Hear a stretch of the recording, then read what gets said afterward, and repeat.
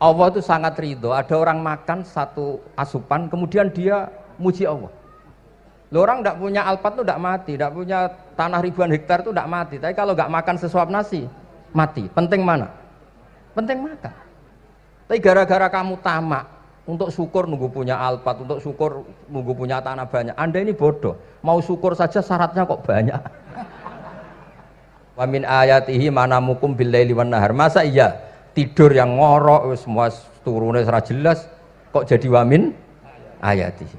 Tanyakan ahli medis, sistem tubuh kita kalau nggak tidur itu kayak apa rusaknya? Dan toat pas-pasan ngene iki satu-satunya solusi yo turu. Bengi ngempet kepen delok dangdut, delok dugem. Barang turu jebule esuk wis bar, alhamdulillah. Cara melek iman kamu seberapa? Tarikan-tarikan maksiat posisi kamu terjaga bisa kalah kan? Tapi kalau tidur sukses kan tarkul maksinya. Nah, karena tidur itu sukses menghilangkan maksiat disebut wa min ayatihi manamukum billaili wan nahar. Sampai Imam Ghazali ngendikan di makalah itu sehingga nanti ibadahnya umat ini di akhir zaman an-naumu, ibadah terbaiknya itu tidur. Nah, sehingga ya itu tadi sudut pandang. Makanya saya sering cerita dulu kalau Said Abdul Al-Haddad itu tanya, "Cung kowe ngaji sopo?" Ngaji si A. Kiaimu tahu nangis? Ndak. Ojo ngaji. Kiaimu ati atos, kiai kok ora iso nangis. Tapi kalau Abdul Hasan Asadili kebalikan, "Cung kowe ngaji sopo?" Ngaji si A. Kiaimu tahu guyu nak ngaji mboten nate. Ora usah ngaji wong ora iso syukur. Jadi nah itu yang akhirnya menjadi keseimbangan khaufau wa tama. Ada khauf, ada apa? Roja. Sehingga karena sudut pandang itu nggak bisa dihilangkan, sawalangnya nggak bisa dihilangkan. Ini yang sering diceritakan Kisah itu kakaknya ini. Dulu Muhammad bin Hasan Asy-Syaibani, Imam Syafi'i itu lama sekali beliau jadi ulama top yang suka fikir, dianggap fikir itu aman, ngeringankan hisab. Enggak jenengan fikir yang dihisab malaikat apanya kan? Kan nggak bisa ngisab jenengan, apa saja tidak punya. Punyanya problem. Nah, setelah ngaji sama Imam Malik, Imam Syafi'i tanya, yang ilmunya setingkat jenengan siapa? Kata Imam Malik, sebetulnya Abu Hanifah, tapi orangnya sudah meninggal, tapi ada muridnya, namanya Muhammad bin Hasan Asy-Syaibani. Kamu ke sana, dari Madinah ke Irak, dulu tempatnya di Baghdad. Setelah di Irak, Muhammad bin Hasan Asy-Syaibani itu kalau ngitung uang tuh di meja, emasnya tuh banyak, uangnya banyak, dia hitung di meja, malah kaget. Saya ini gedeng kiai, kedunyan, ini ketemu kiai, kedunyan. Ya karena Muhammad bin Hasan Asy-Syaibani itu wali, kamu tanya, kamu heran ya ada kiai kaya? Iya. Ya sudah, kekayaan ini kasihkan orang fasik, biar dipakai demenan, dipakai mabuk, dipakai ini. Terus, ya jangan, kalau kena orang fasik bahaya, jenengan saja. Semenjak itu Imam Syafi'i mulai rodok seneng duit. Jadi ada ceritanya, kok diangen-angen, nah terus keterusan umatnya kayak gini-gini itu. Jadi ini cerita nopo istihad apa? Cerita nopo istihad. Sama pangkat juga sama. Gue seneng nak orang soleh-soleh tidak ikut ngurus negara ini. Mau dikemanakan negara ini. Tapi ada yang berpikir, gue seneng nak orang soleh terkontaminasi. Ya sudah monggo. Sing serapayu jabat, gue berpikir zuhud.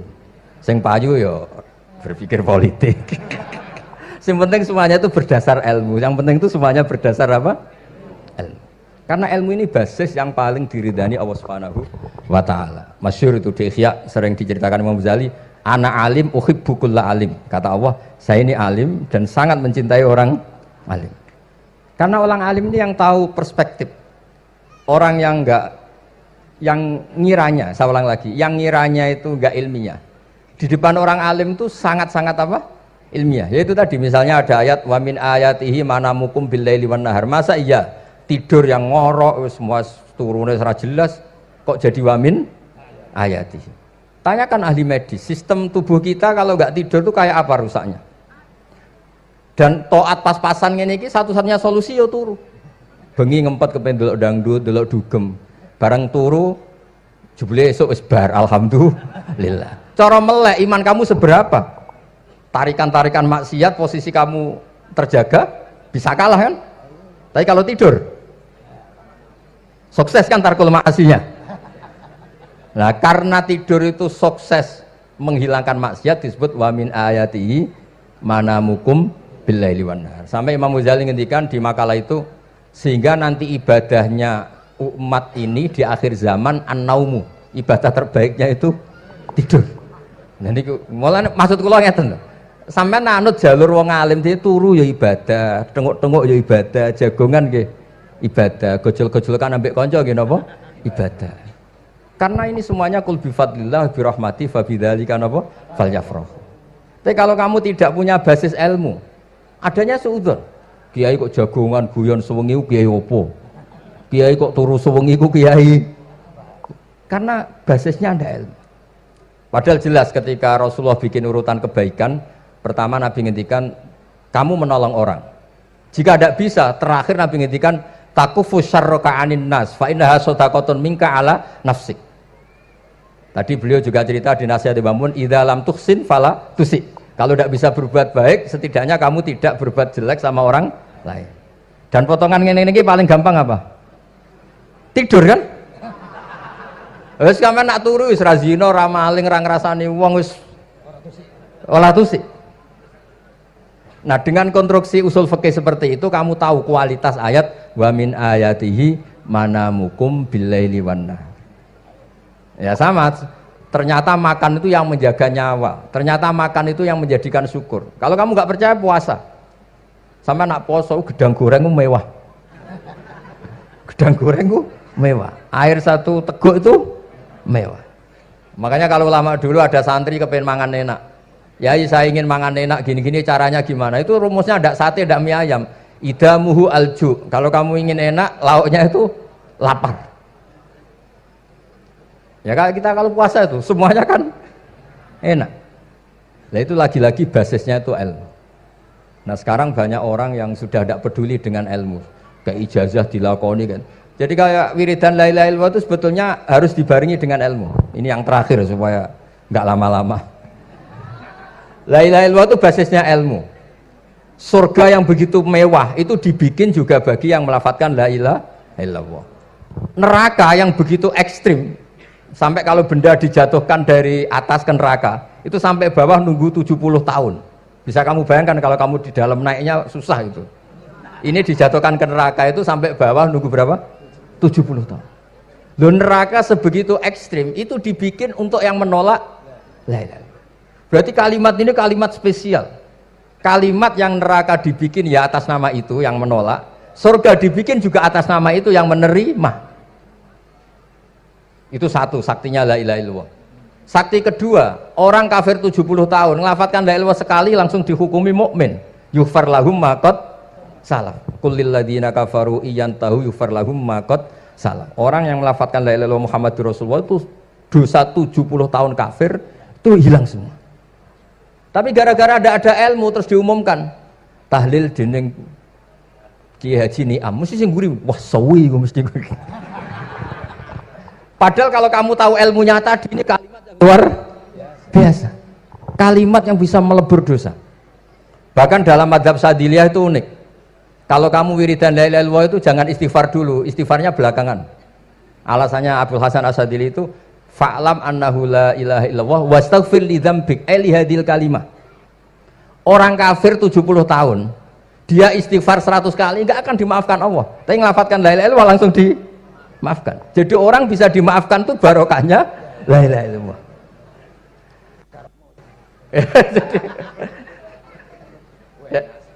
Ya kan? Jadi orang kafir 70 tahun, wirid istighfar 100 kali atau 1000 kali, dimaafkan enggak? Enggak kan? Tapi kalau membaca la ilaha illallah, dimaafkan. Jadi istighfar tuh ngefek positif itu kalau dibarengi la ilaha illallah. Makanya wastaghfir li dzambika ay bihadil kalimah. Cara Abdul Hasan. Kamu boleh istighfar berdasar hadhil kalimah, berdasar la ilaha illallah. Tapi terus kemudian ya thariqah itu banyak, itu urusan rasa. Justru karena la ilaha illallah kalimat thayyibah harus disucikan dulu. Caranya istighfar dulu. Lah itu urusan monggo lah. Tapi apapun itu basisnya harus napa? Ilmu. Basisnya harus ilmu. Jangan malah sentimen. Wong di kuburan wiridan la ilaha illallah dihukumi kafir. Nah, itu kan aneh. Wong kalimat ini yang kafir saja menjadi muslim, sekarang yang muslim menjadi kafir. Tuh paham kok seaneh itu gitu kan. Ya karena basisnya ada ilmu tadi. Coba kalau basisnya ilmu. Itu kan aneh betul. Hadil kalimah kalimatun soro bihal kafiru musliman. Fakaifa sorol muslimu bidzalika kafiron. Ini kalimat yang kafir saja menjadi muslim. Masa dengan kalimat yang sama yang muslim menjadi aneh enggak? Aneh. Jadi kalau suwon pokoknya basis ilmu harus sekuat-kuatnya. Ini caranya gini nagih kiai kon sregep mulang ojo politik terus ngoten. Tapi politik itu bagian dari ilmu, wis ra iso diterangno. Terus katanya niku ahlul ilmi dihormati, tapi nyatanya dipeksa. Terus memang banyak paradok ya. Paradok dalam ilmu usul fikih. Ilmu usul fikih itu ilmu yang menjadikan orang itu bisa berpikir. Gitu. Kalau tak cerita tentang pertama tentang Ki Akil sing al-ma'ruf bi ahli nahwi. Nahwu riyen di era dulu itu dadekno tiyang dadi wali. Sampai disebut hatta nahat qulubuhum li nahwihi famin azimi sya'nihi lam tahwihi. Terus orang-orang baik niku ketika usul teng pangeran nyebut Allah la ilaha illallah mboten saged. Sagete namung nyebut dhamir sa'an niki niku hu. Akhirnya kathah toreko sing ha hu niku gara-gara ahli nahwu niku. Nah, disebut fa'uribat makna dhamiris sya'ni. Jadi ngelafatkan la ilaha illallah ndak bisa tapi hu bisa. Mergi ke Jawa niku tukang ngakali, terus hukum niku diakali. Sakjane teke hadis niku mangkana akhiru kalamihi la ilaha illallah dakhalal jannah. Tapi ada kekhawatiran pas la ilaha mati. Lah la ilaha mati ra radi kaya ateis. Ora ana pangeran maujud mati. Sampeyan kan gak iso janjian mbek Israil. Kan mboten saged weanan, mboten saged kong kali kong. Nah, daripada la ilaha niku resiko karena takut mati pas la ilaha dereng illallah. Terus Ki Jawa mulai nalkin ngangge Allah. Tapi Allah sarasan itu tidak mewakili la ilaha illallah. Akhirnya diambil dhamir sa'an fa'lam annahu la ilaha illallah. Niku asal usul. Cuma kebetulan thariqah kita tidak jalur itu, tidak jalur yang lewat dhamir napa? Sa'an. Tapi sementing tadi dawuhe Kiai Mustafa, sementing kita tahu secara ilmu. Terus nomor kalih cerita uzlah wow. Kalau memang benar-benar uzlah. Terus kalau nu diundang acara-acara publik kemarin Habib Jindan gitu, hanya di halaqah ilmiah. Kemarin terakhir beliau ngerayu ini jari marrotan wahidah. Ini saya pegang. Dan itu dicatat di Loh Mahfud. Dan ciri utama kiai itu tidak membatalkan perjanjian. Jenengan jauh marrotan wahidah pas nih. Ben gelem. Terus ngeten kula cerita sithik tentang ilmu yang sering kula utarakan. Di antara kitab yang dipakai guru-guru kita sing dilanggengi Mbah Mun Maus niku kitab Ihya. Kula dari sekian cerita Ihya yang paling kula kenang niku bahwa ternyata Allah itu andaikan boleh dibahasakan niku cara berpikir tuh dalam bahasa tafsir disebut tanazul. Tanazul niku wong ben kaya orang kebanyakan. Saya ulang lagi supaya orang tuh kayak orang nopo kebanyakan. Ada dua ahli neraka yang dipanggil, yang satu ditakoi, "Cung ning neraka piye rasane?" "Syarru makan, mboten enak Gusti." Terus mbek pangeran diken balik, "Ya wis kono cung mlayu balik neh ning neraka." Niku tiange lari kencang, sekencang-kencangnya. Semangate seneng ambek kon balik ning neraka. Ditakoki mbek pangeran, "Lho cung kon mara neraka kok seneng?" "Kula nu pun kapok Gusti, kula nu nyesal ketika di dunia nak jenengan utus niku lelat-lelet. Niki kula tobat dengan bukti dikan jenengan teng neraka kula mlayu." Lha nu pangeran akhire haru wong kok semangate mlebu neraka kaya ngono. Mergo diperintah pangeran. Ya dados niki ijazah jenengan akan mlebu neraka jenengan sing semangat nggih. Karena zaman ning donya sering diperintah Allah mboten napa? Semangat. Nah niku kemungkinane dibarno, kemungkinane dipanggil. Lah tiyang niku terus dipanggil oleh Allah. Ya wis kaya wong apik, tak kongkon nurut tenan, semangat tenan, terus diken mlebu swarga. Nah ini ijazah pertama nggih. Dinakkan mlebu neraka sing napa? Semangat. Sing kedua niku dipanggil niku plengakan lelat-lelet. Kados kula diutus Gus Mus niki nelpon. Nelpon kula mboten purun akhire ning Bika jare matur Gus Subak. Turuti ya, aku diamuk Bika jare Bapak. Dados niki melibatkan sekian pihak untuk memaksa saya datang ke mriki. Aduh, repot wong kempek niku. Repot nyen repot. Mugi-mugi di sepuro ngoten. Yang kedua niku diken mlebu neraka malih ku lelat-lelet, ndelok pangeran mboten semangat. Ditakoki mek pangeran. Kenapa kamu tidak semangat? Saya itu tidak pernah ngira jenengan yang baik sudah masukkan saya ke surga, kemudian jenengan nyuruh lagi saya ke neraka. Saya tidak pernah mengira engkau itu seperti itu. Terus Allah nggih, ana indadzoni abdibi. Ya ora apa-apa, swarga ya swarga. Ini dua ijazah untuk sampean supaya bisa masuk napa? Swarga. Terus kita tidak pernah tahu napa Gustofa ngundang kula nyenengno wong akeh ganjaran, napa meksa wong alim dosa, bener ngerti kula carane.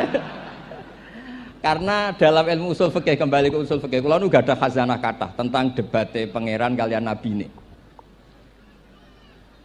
Kathah, mboten satu dua contoh di beberapa kitab tafsir. Suatu saat kula sering cerita niki, suatu saat Khalilur Rahman Ibrahim itu kedatangan Israel. Kamu mau apa? Mau matikan jenengan? Kata Nabi Ibrahim, Harro'aital Khalil yumitu Khalilah. Mosok aku kekasih pangeran dipateni, mosok orang yang dicintai membunuh yang dicintai. Orang yang mencintai seseorang kemudian membunuh yang dicintai. Tidak ada itu. Akhirnya Israel matur teng pangeran. Cara politiknya ngeten, wau sing cara lagi seneng ngendikan politik. Wani kiai lengser jare beliau. Ono. Nak kula niku ahli tauhid wis pancen kodok kodare ngoten mawon, dadi mboten berpikir ruwet-ruwet. Terus Israel kan mboten biasa logika, kan malaikat itu SOP kan, mboten biasa logika. Akhirnya matur pangeran, kata Ibrahim, masa kekasih bunuh yang dikasih, masa yang mencintai bunuh yang dicintai. Tapi Ibrahim baru sadar ngadepi pangeran gitu, lebih pinter. Terus kan ketika Allah fakullahu, katakan ke Ibrahim, harlo aital khalil yakrohu ayal ko khalilah. Mosok jari seneng aku kok ketemu aku rawani. Jari seneng kok rawani ketemu. Lah niki sampean nak kepengin mati, monggo ngangge ilmu sing niki. Wong jari seneng pangeran kok rawani ketemu pangeran. Jeneng, seneng seneng ketemu. Ibrahim seneng sakit. Yo mati saiki ora apa mati saiki. Terus kedua, niki cerita karena ini pondok ilmu. Orang harus biasa pakai logika usul fikih. Politik juga gitu. Nak kiai politik rawan kena syubhat. Tapi nak wong soleh ra oleh politik, kowe ridho dipimpin wong fasik-fasik kabeh. Ya mboten ngerti, mboten bener dis pokoke ngoten. Yes, itu memang logika usul napa? Fikih. Logika usul napa? Fikih. Ketika Nabi Adam badhe didamel, niku materinya saking bumi. Pertama sing diutus Jibril. Jibril ambekan qabdotan minal ardi, segenggam bumi. Saya mau bikin Adam, materinya dari bumi. Setelah datang ke bumi mau ngambil ista'adzat billah. Maksudnya ista'adzat billah, a'udzu billahi minka, saya berlindung Allah dari kamu. Antasinani. Kalau ngarepe Gustofa dari ahli nahwu terus kula niki tak goleki tenan pancen syanahu mun mutaaddi bi nafsi. Mungkin nek dibuli ku antusinani kok panjang nanti cerita. Saya ndak ingin bagian dari saya diambil, kok aku bolong. Iku cara bumi itu sudah masalah. Terus akhirnya Jibril kembali, ya Allah, dia berlindung kepada engkau maka saya lindungi. Allah membenarkan Jibril, Mikail juga sama. Tapi ketika Israel, ini Israel itu masalah memang. Ketika disuruh ngambil bumi, buminya ista'adat billah, tetap diambil. A'udzu billahi minka antasinani. Saya berlindung Allah supaya kamu tidak melukai saya, mencidrai saya dengan mengambil bagian dari saya. Kata Israel, wa a'udzu billah alla unaffidhu amroh. Saya juga a'udzu billah diperintah Allah kok tidak kasil. Kudu kasil. Lah saya tidak tahu yang benar istilahnya Jibril apa istilahnya Israel. Terus memang sudut pandang. Makanya dulu ketika banyak pondok putri itu kiai-kiai kuno dulu itu menentang. Alasannya nggih, nak bojone jelas khawatir kiai ini kecoba niku jelas. Tapi banyak kiai itu nggih khawatir tenan. Kecoba fitnatin nisa. Tapi ketika logikanya dibalik, apa kamu ridho para perempuan-perempuan muslimat itu tidak dapat pendidikan apa? Agama. Hanya karena orang soleh tidak punya nyali, tidak punya peduli mengajar. Tapi nggih saged diwalik. Ustaz-ustaz sing imane pas-pasan niku kowe ridho nak kecoba. Sampeyan milih mana? Ridho kecoba apa ridho bodoh? Nah, logika-logika usul fikih ini yang kemudian dipakai Wali Songo. Dipakai Wali Songo kemudian membiarkan sekian tradisi yang insya Allah itu salah sebetulnya. Tapi tidak sebanding dengan asmane Allah Subhanahu wa taala. Misalnya begini. Nggih niki dirungokno mawon. Sampeyan ra paham mboten napa-napa. Sampeyan nak ra paham wis anggap ae tawadhu. Sepantese wong awam yo ora paham. Nak paham dadi kiai. Terus biasa mawon sampeyan nak ora paham aja tersiksa. Umpamane jenengan mboten kiai kok kon paham. Nak sampeyan pinter kados kula mestine ora ngrungokno, semangate hasud. Terus rivalitas mergo. Nah, cara Mbah Mun nak cerita ngoten, dhisik ke zaman bodho iku angger kiai mbok cucuk. Bareng padha kiai niku koyok saingan. Niku pun sunatullah ndak bisa dihindari, niku pun sunatullah. Terus kembali lagi ya. Logika-logika usul fikih niku dipakai oleh Wali Songo. Ngeten ada cerita ini rungokno nonton. Itu sudah saya cek di beberapa riwayat termasuk di Musnad Imam Ahmad. Ada orang, ini bukti teorinya Wali Songo itu benar. Wonten tiyang gadah kesalahan. Niku dokumen kesalahan niku maddul basar, sepanjang mata melihat. Wes ngoten jumlahnya 99 bok. Kayak apa banyaknya? Per bok maddul basar, sepanjang mata nopo melihat. Ketika dia ditanya Allah itu kalau tanya demokratis. Adzolamat kakatabati, jangan-jangan malaikat saya sentimen, kalau kamu jelek ditulis, kalau baik enggak Gusti. Afalaka udhurun, jangan-jangan kamu saat salah itu punya alasan, enggak Gusti, ya memang salah. Tapi kata Allah, sudah kamu tenang saja, kamu punya ini. Itu hanya satu box, ya kira-kira kayak tempat jam tangan ini. Enggak, kamu punya ini, cukup ini. Terus malaikat tanya, ya Allah, apa artinya, apa ngefek itu kalau ditimbang tuh, kejelekan sebanyak itu dengan satu box jam. Orang ini juga bilang, Gusti sudah ada usah ditimbang, nggak ngefek itu pasti kalah. Tapi setelah ditimbang menang yang satu box kecil tadi. Karena di situ ada la ilaha illallah Muhammadur Rasulullah. Jadi malaikat diancam sama Allah, kamu berani tidak mempertimbangkan nama saya? Apapun banyaknya box itu dosa itu tidak saya. Kalau ini la ilaha illallah itu nama saya. Kamu berani tidak mempertimbangkan nama saya? Ya tidak berani Gusti, ya harus dimenangkan. Nah itu. Semalane kok pengajian ini ya ono istilatur rijal wan nisa, tapi baru kayak ngaji di sepuro.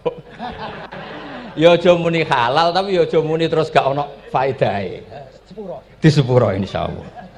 Karena kalau nuruti harus steril halal itu kayaknya ndak bisa. Terus di situ ditutup fala yaskulu ma asmillahi taala syai'un. Dibanding asmane Allah taala sesuatu itu ndak ada nilainya. Pasti menang Allah taala. Sehingga banyak ulama ngendikan kowe nak bar dosa, bar salah maca iki-iki. Dan kalau Anda dosa misalnya catatannya satu box terus di bawah ada astagfirullah, malaikat ditanya sama Allah, kamu berani tidak mempertimbangkan nama saya disebut di situ? Nah, saya ini ribuan orang yang ngundang, saya berani mengabaikan. Bareng ana wong ngaku mbah, ya mbah tenan wae. Ya terus ngoten. Kowe wani gak mempertimbangkan Gustofa sing mantune Mbah Maimun. Ya. Semoga cara pandang malaikat nanti seperti itu. Tapi nanti kalau malaikat cara pandang, mbah kok tukang meksa putu. Itu mbah model opo. Nah, saya ini sudah ngalah satu kali. Berikutnya logika kedua yang insya Allah terbangun di kalangan malaikat, yaitu mbah ora oleh meksa napa putu. Ning dinggon mbah yang baik putune dolanan di barno. Ini ora. Putu lagi asik-asik dolanan. Rene. Kon nyapu. Nah, itu udah jenis mbah yang baik. Nah ini pentingnya ngaji. Kalau nate ditanya sama seorang dosen, Gus, masa iya Quran yang katanya mutu semutu-mutunya, kemudian ada ayat kulu washrobu, mosok urusan mangan, gak usah disuruh orang juga makan. Terus kualitasnya kulu washrobu itu di mana? Terus kalau jawab, terus sorokan yang penting wopo, rapat utawa seminar. Ndak ada rapat, ndak ada seminar itu kamu ndak mati, tapi kalau nggak makan itu mati. Penting mana? Ya penting makan. Lah iya, jadi orang itu lupa kalau sesuatu yang seserius itu karena menjaga nyawa, yaitu makan. Terus karena makan tuh hal yang murah dianggap biasa, itu bahaya. Sehingga sebetulnya yang kita bisa jadi wali lewat hal-hal keseharian tidak bisa jadi wali karena tadi. Saya punya hadis, ini mudah sekali untuk Anda jadi wali. Bahkan di atas wali lah. Inna woha ta'ala layardo anil abdi. Pakai inna masih pakai lam taukid. Inna woha layardo anil abdi ayyakulal aklata fayahmadahu alaiha aw yasroba syarba fayahmadahu alaiha. Allah itu sangat ridho ada orang makan satu asupan kemudian dia muji Allah. Loh, orang tidak punya alpat itu tidak mati, tidak punya tanah ribuan hektar itu tidak mati, tapi kalau nggak makan sesuap nasi mati. Penting mana? Penting makan. Tapi gara-gara kamu tamak untuk syukur nunggu punya alpat, untuk syukur nunggu punya tanah banyak, Anda ini bodoh. Mau syukur saja syaratnya kok banyak. Jadi sebetulnya kalau kita mau jadi wali itu cukup setiap makan itu kamu syukur. Fayahmadahu alaiha aw yasroba syarba fayahmadahu alaiha. Makanya wali-wali dulu kalau didik raja yang sedang berkuasa itu ditanya, kamu raja besar, punya pengaruh besar, andaikan kamu di padang pasir dan kemudian Anda tidak mendapatkan air sama sekali, apakah kamu menggantikan kerajaan kamu demi beli satu seteguk air? Iya, akan saya beli karena saya kalau tidak minum mati. La tafrah bimulkin la yusawi jar'atamain. Kamu jangan bangga dengan sistem kekuasaan yang tidak senilai dengan seteguk air. Orang nggak jadi raja itu nggak mati, tapi kalau nggak minum mati. Terus akhirnya dosen itu tahu, wah berarti kulu wasrobu itu luar biasa, Gus. Ya, sangat luar biasa. Makan dan minum itu luar biasa. Makanya terus adat kiai mertamu mangan. Kalau tadi baru datang kon mangan, di sini ya ada mangan. Ya saya anggap aja itu proses jadi wali, ngoten mawon. Jadi segampang itu jadi wali. Nah kemudian gara-gara torekoh terus jadi wali ku repot kon maca 10.000 wiridan kon opo. Kesuwen nih cara-cara kesuwen. Karena ini partai gak torekoh tadi. Dulu abahnya Mbah Maimun Mbah Zubair itu kalau disuruh wiridan lama-lama itu nggak mau. Sementing diridani pangeran, maca kok akeh-akeh. Nah, itu partainya partai ahlul ilmi. Ya partainya partai ahlul apa? Nah kemudian karena saya ini nekuni tafsir ya, itu saya kepengen ya, menggerakkan supaya ilmu Quran itu menarik. Caranya apa? Cari sisi ekstrimnya. Kalau bolak-balik, kenapa sih orang nggak janggal? Nggak janggal itu udah iskal. Quran itu kan kalamu Allah. Salah lagi Quran itu kalamu Allah. Masa iya Allah yang Tuhan kemudian ngendikan iya kana budu wa iya kanas tai. Kepadamu aku menyembah. Masa Allah ngendikan gitu pada kekasihnya Nabi Muhammad? Padahal Allah itu al-ma'bud bukan abid. Allah yang disembah bukan yang menyembah. Semua ahli tafsir, saya bukan bilang sebagian, semua ahli tafsir pasti ngendikan begini. Wa yuqaddaru qabla qaulihi ta'ala iyyaka na'budu qulu. Sebelum iyyaka na'budu itu ada kata yang disimpan yaitu qulu. Jadi iyyaka na'budu itu betul ngendikannya Allah, cuma sudah dikasihkan Jibril kepada umatnya Rasulullah. Jadi Jibril bilang gini ke Rasulullah Muhammad qul iyyaka na'budu. Kemudian Nabi juga bilang ke umatnya qulu iyyaka na'budu. Jadi ini kalam Allah yang sudah milik kita. Nah berhubung milik kita, kita sah mengatakan iyyaka na'budu. Karena kalau tidak janggal, masa iya Allah berdoa ihdinas siratal mustaqim, tunjukkan kami jalan yang benar. Lah kalau ihdinas siratal mustaqim kalam Allah berarti kan Allah yang berdoa. Nah, sehingga semua tafsir bilang sama, wa yuqaddaru qabla qauli ihdinas siratal mustaqim qulu. Nah, terus ada mufassir lain bilang jangan mulai iyyaka na'budu ya semuanya, mulai bismillah qulu bismillahirrahmanirrahim. Masa iya Allah sendiri yang bilang bismillahirrahmanirrahim? Nah, dengan tafsir seperti ini terus kita akhirnya lagi-lagi kembali ke usul fikih, kembali ke balaghah, kembali ke nahwu. Kalau enggak, ya Anda akan menafsiri Quran pakai logika Anda sendiri. Sampai ada mungkirus sunnah. Pokoknya sementing kembali ke Quran. Orang roh Quran itu kayak apa? Saya kemarin ngaji di Sedan di daerah saya bilang, Sayyidina Umar itu Islam sebelum minta hidayat. Khalid bin Walid ya Islam sebelumnya ya tidak minta hidayat. Lah itu kan janggal. Padahal katanya Quran itu hudal lil muttaqin, petunjuk bagi mereka yang takwa. Padahal tidak ada sabkut takwa untuk Umar. Umar tidak pernah takwa, tapi nyatanya Islam. Bahkan dia masuk ke rumahnya Zaid bin Arqam itu mau bunuh Nabi, mau nyari Nabi, bukan mau Islam. Tapi ketika dengar iparnya membaca Toha ma anzalna alikal Qur'ana litasqa, kemudian dia masuk Islam. Lalu gimana tentang hudal lil muttaqin, petunjuk bagi mereka yang takwa? Banyak ulama yang mengatakan lil muttaqin itu balaghahnya lil iktifa, lil muttaqina wa ghairihim. Jadi Quran itu petunjuk bagi yang takwa dan yang tidak takwa. Dan itu di bahasa Arab sah. Di bahasa Arab sah. Misalnya gini ya, kalau sampean punya ponakan dolan, cong-cong nang mangan. Ya maksudnya ya mangan mbek ngombe, mangan tok seretan mati kan. Itu kan satu paket. Sarobila taqikumul harra wal barda. Pakaian yang melindungi dari panas, di situ nggak disebut wal barda, tapi artinya juga wal barda. Karena kalau tidak diartikan lil iktifa, nanti Quran itu memberi petunjuk bagi yang sudah muttaqin, corong doang nguyai segoro, wis takwa kok. Nah ini kita butuh ahli tafsir yang al-usuli. Karena itu yang menjadikan Quran punya kualitas lagi. Seolah lagi punya kualitas lagi. Kalau ndak, Quran tuh kayak biasa-biasa saja, kayak tadi kulu wasrobu kayak dan seterusnya dan seterusnya. Jadi kalau suwun barokahnya hormat sama orang alim kados Ki Akil, Ki Siras dan tenaga keluarga mriki. Orang menghidupkan logika ilmu lagi. Jadi kalau seneng lah nak dalam Gusmus ahli ilmu mboten krana niat fakir mboten. Biar sampean ngerti lah kalau ngadepi ahlul ilmi itu pun mboten level. Ahlul ilmi itu kalau punya logika itu tidak bisa dibantah. Saya beri contoh sekian contoh yang nyata yang diajarkan Rasulullah SAW. Nabi itu pernah mau dipermalukan orang karena Nabi ngendikan la adwa wala tiarata, tidak ada penyakit menular. Terus ada orang iseng kok onta yang kena kudisen itu dijejerkan yang waras ikut kena kudisen. Terus orang ini tanya, ya Rasulullah ini tadi sehat, tapi kena onta yang kudisen ikut kudisen. Nabi tanya lagi, faman a'dal awal, yang kudisen pertama ketularan siapa? Wah itu dari Allah ya, maksud saya seperti itu. Lantas kalau suwun lah ngaji usul fikih yang serius, karena itu menjadikan kita bermartabat.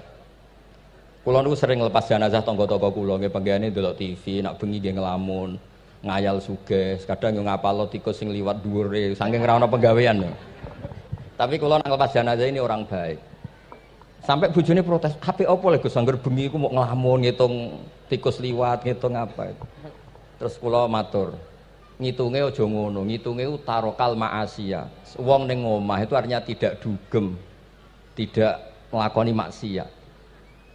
Itulah yang menjadikan usul fikih itu ilmu yang sangat terhormat. Coba kalau Anda jadi pakar usul fikih kayak saya, mengkaji betul usul fikih. Orang tidur semalaman jangan bahasakan tarokat tahajud, wa tarokal witro, wa taroka qiyamal lail. Tapi bahasakan taroka zina, wa tarokal ghibah, wa taroka kada wa kada minal ma'asi. Keren betul. Keren. Kalau kamu udah ahli usul fikih maka kiai kok amen turu. Kiai kok guyon suwengi. Lu kiai guyon suwengi itu melawan. Kiai itu ustaz juga manusia. Karena bengi iku ya kepen nonton. Tapi kan mboten pantes. Akhirnya korbane santri ini dijak guyon gak jelas. Lah apel ning rondo ya ora pantes. Ngelawan nafsu iku berat. Carane ya dilalek-lalekno guyon iku. Lah muga-muga malaikat kabeh ahli usul fikih nganggep ngono iku perlawanan terhadap keinginan apa maksiat.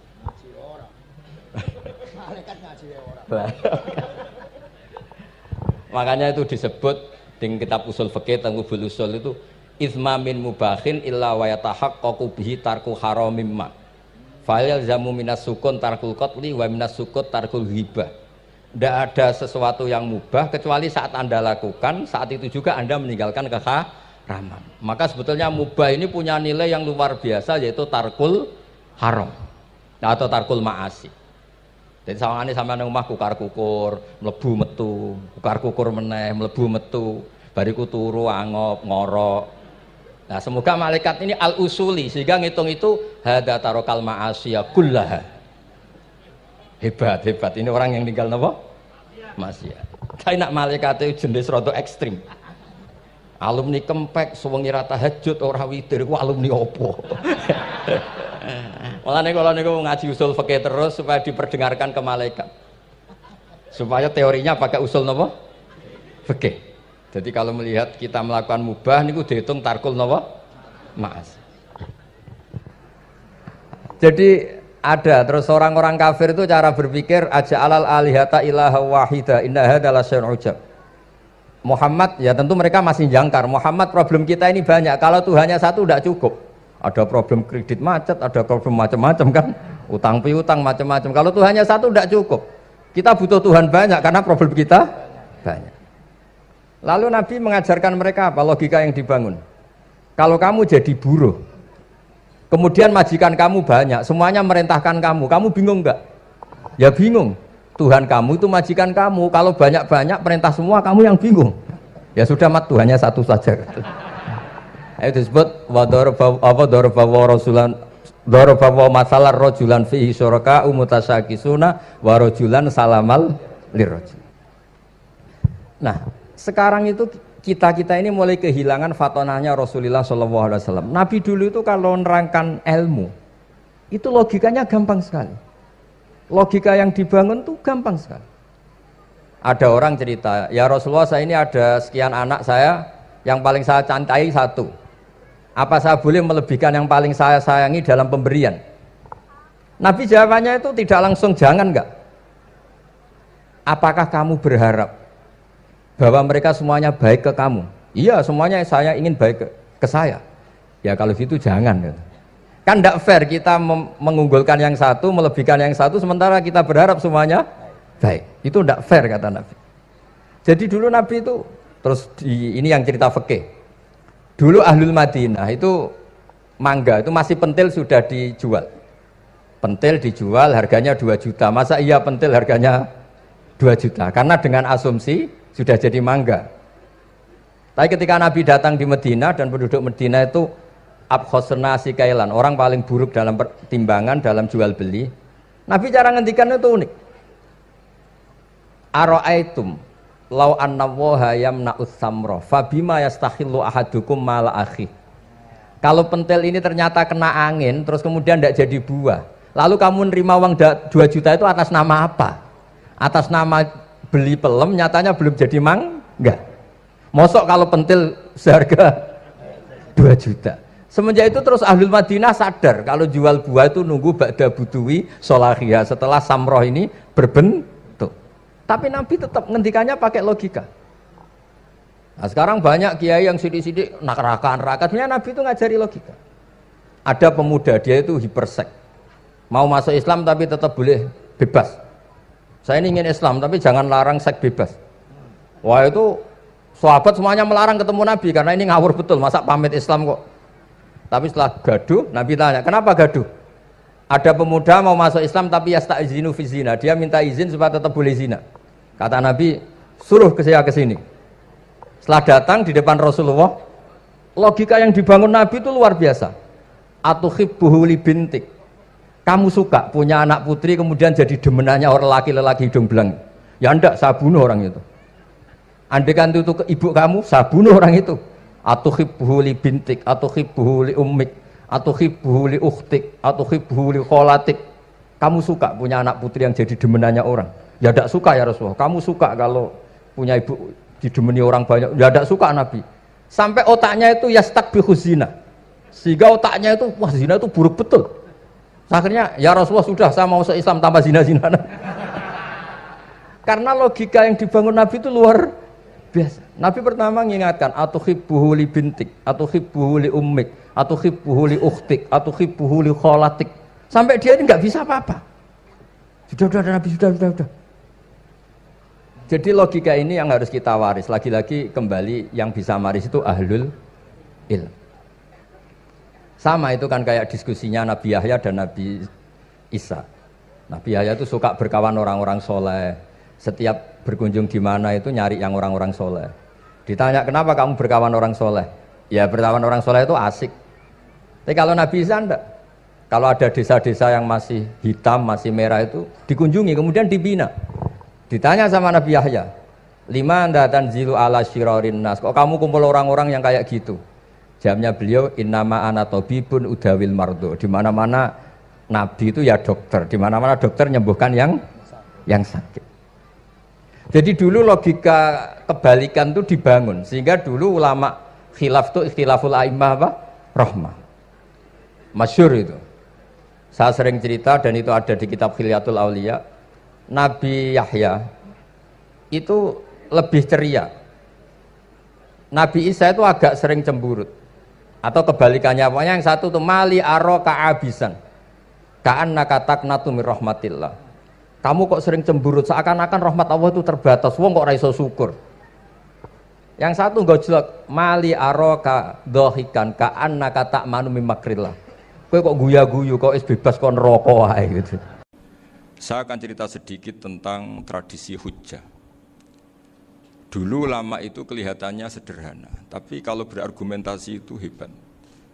Tadi Gus Zofur menyebut kitab Mbah Hasyim itu mengharamkan kentong. Beliau masyhur itu punya kitab namanya Al-Jasus an Tahrimin Nakus. Intinya kentong itu haram. Secara dalil ini meyakinkan sekali karena ketika Rasulullah rembukan sama sahabat, kita dengan apa memaklumatkan orang kalau waktu sholat masuk? Ada sahabat yang usul pakai kentong, dzakalin nasoro itu Nasrani. Ya pakai buk itu semacam trompet besar, dzakalil Yahud. Kemudian ada yang usul kalau gitu api ya Rasulullah, dzakalil Majus. Sehingga dari hadis itu Mbah Hasyim berpikir kentong itu haram. Tapi Mbah Fakih Mas Kumambang itu mengkritik Mbah Hasyim dengan ngarang kitab Hazur Ru'us an Tahrimin Nakus. Jadi beliau ngomentari kitab itu sambil geleng-geleng kepala. Kitab kok keliru nganti ngono itu. Jadi cara pikirannya siapa Fakih. Kentong di Indonesia itu kanggo wedhus dicolong gitu. Pos kampling gitu. Kalau ada banjiran ya kentong, ada maling ya kentong. Jadi enggak ada persamaan sama sekali dengan kentong yang milik orang apa? Nasrani. Sehingga di pondok saya itu ada kentong tapi jelek sekali. Karena itu satu-satunya cara supaya beda dengan kentong yang di gereja. Kalau elek kan mirip kentong di pos kampling. Itu ya agak-agak ilmiah sedikit. Dulu ceritanya Gus Zofur itu saya teruskan. Itu singkat cerita, itu kalau yang di kejadian di Termas itu Mbah Dimyati sudah nyuruh semua kentong disembunyikan karena mau ada Mbah Hasyim. Cerita itu mukarrar di Kiai Fakih sama di Kiai Dimyati Termas. Setelah kentong dikumpulkan semua, Mbah Hasyim datang, senang, ngiranya Syekh Dimyati ini sependapat dengan beliau, yaitu sama-sama enggak ada kentong. Tapi setelah itu ada santri yang matur, Mbah Dim pun beres kentong pun kula delikno sedanten. Itu di depan Mbah Hasyim. Jadi GR-nya Mbah Hasyim bahwa Mbah Dim itu sependapat akhirnya hilang. Ternyata ini akal-akalan toh gitu. Karena santrinya matur, Mbah Dim pun beres sedanten kentong beduk sudah disingkirkan. Itu di depan Mbah Hasyim. Saking lugunya santri, nah saking ikhlasnya agak ngerti mahal syahid ini adalah Mbah Hasyim. Saya mau meneruskan cerita Gus Zofur. Dulu, ini cerita dulu. Dulu Mbah Mun ngaji di Lirboyo, tapi Kiai Makhrus ngaji sama Kiai Khalil Harun. Kiai Khalil Harun itu adik juga sekaligus muridnya Mbah Umar Harun. Mbah Umar Harun itu generasi kedua setelah Mbah Ghazali. Beliau menantunya Mbah Ghazali, tapi ya sudah ponaan. Sehingga tradisi ini penting karena saya berkali-kali bilang di mana-mana. Status orang tua dan mbah itu adalah terserah anak cucunya.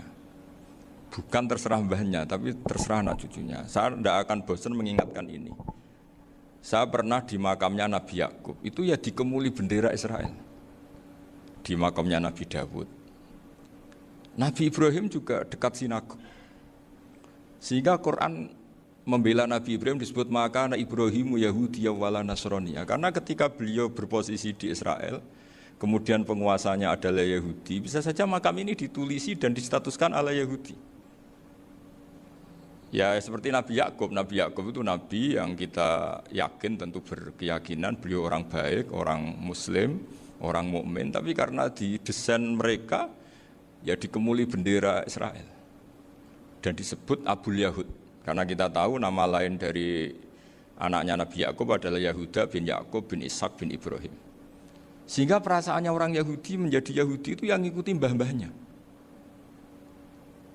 Nah khawatir saya ketika buyut-buyut kita kaya, buyut saya itu orang kaya dulu, namanya Badur Rahman.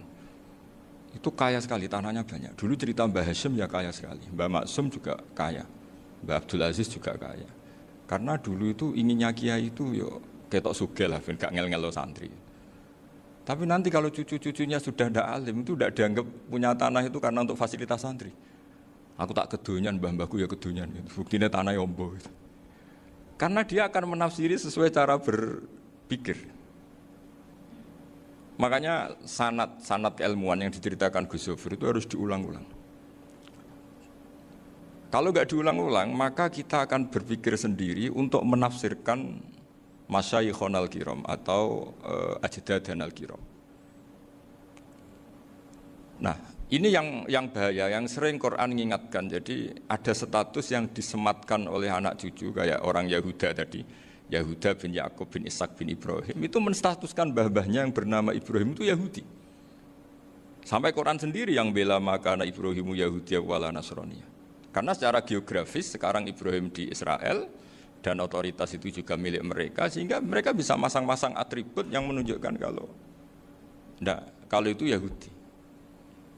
Beberapa al-alim al-alamah yang minnah itu sudah wafat dan kadang-kadang dzurriyyahnya itu tidak kita. Kalau sekarang orang bahasakan kubu sebelah. Akhirnya ya nggak boleh dikholi, nggak boleh diziarah. Terus seakan-akan yaqtaduna bi ra'yi, seakan-akan mereka berpendapat dengan pendapat syekh ini padahal enggak. Nah, sehingga tradisi ketersambungan sanad tadi baik secara genetik atau secara asbab itu harus terjaga. Saya beberapa kali banyaklah sering diceritain Mbah Mun. Dulu Mbah Munawir ini cerita ya, Mbah Munawir itu saking senenge kitab, ben santri ini iso ngaji kitab. Itu kalau ada alumni Lirboyo, alim disuruh baca muin di sini itu Mbah Munawir ikut. Saking ingin tasjiknya, ingin ngajari santri bahwa ngapal Quran itu hafal tok, tapi yo paham. Dan penggalinya Mbah Munawir itu sampai klimaknya dulu Mbah Zaini itu nate nikah sama Nyai Komariah kalau nggak salah, binti Karim, binti Manap. Punya putra Gus Habib, Gus Doha yang diantara putrinya dinikahi Gus Rosin. Terus akhirnya kesampaian juga ketika Mbah Munawir punya mantu alim alama namanya Bali Maksum, angsal Nyai Hasyimah. Terus sampai pondok Kramjak ma'ruf bil ilmi, terutama ilmu sorof dulu karena Mbah Maksum itu komplain, fa'ala ya fulu kok terus fa'lan ya fa'ala ya fulu ya uf'ul gitu kan. Masuk fi'il kok jejer isim gitu.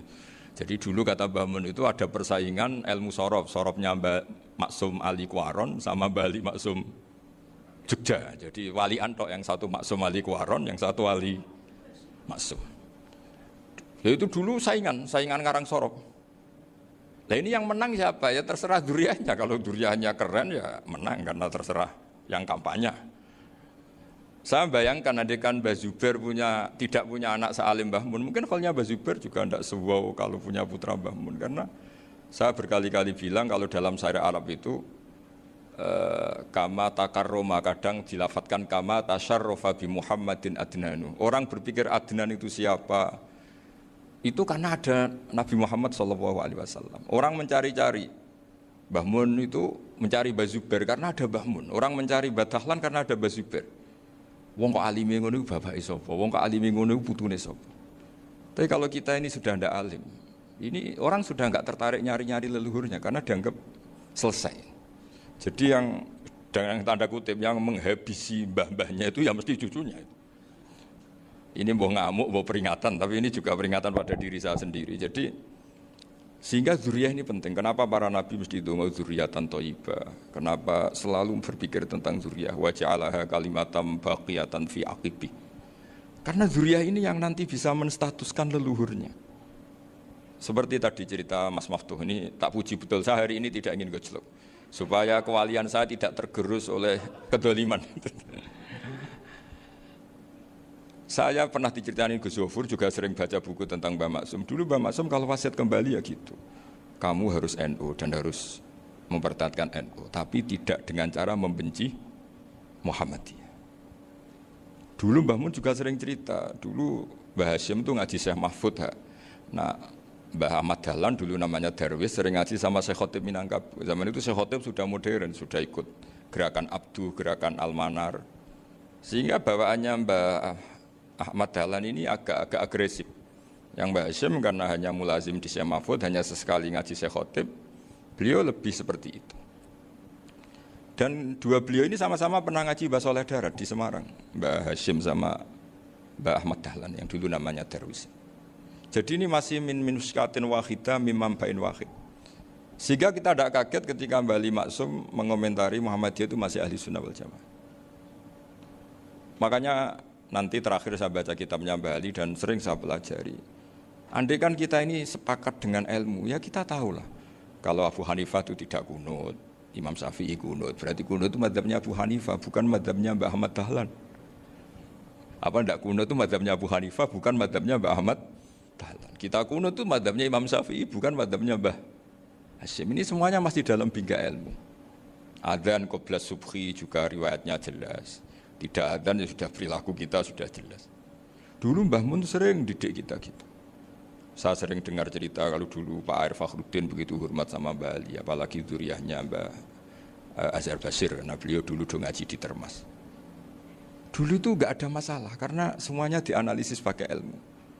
Tapi sekarang pakai identitas, yang kunut itu NU, yang enggak kunut Muhammadiyah. Berarti Abu Hanifah itu Muhammadiyah, Imam Syafi'i itu NU. Berarti Imam Syafi'i itu ya anak buahnya Ki Miftahul Ahyar kira-kira gitu karena anak buahnya Pak Said Akil.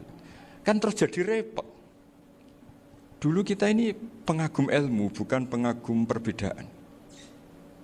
Sehingga di sini yang saya kagum dari sekian ceritanya Mbah Ali Maksum, supaya kitab ini to the point, supaya nggak lama-lama karena waktunya juga. Nanti kalau kemalaman ini kena semprit ini sudah. Ini diantara yang diceritakan Bali itu unik.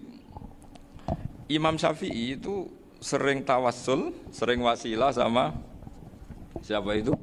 Abu Hanifah. Ini sudah tak petakan, saya baca yang sensitif lah, yang ini ya. Ziyar al-Babus Samin, terus sebentar ini yang bab tawassul.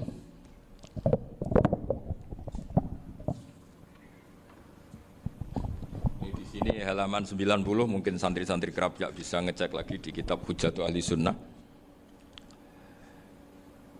Ketika cerita tawassul, di antara yang diceritakan Mbah Ali Maksum adalah perilaku ya, bukan sekedar statement tapi apa? Perilaku. Perilakunya Imam Syafi'i atau ahwalnya kalau bahasa halusnya, yang selalu ke makamnya Abu Hanifah untuk tawassul. Padahal Imam Syafi'i itu orang yang secara ilmu sering kritik Abu Hanifah.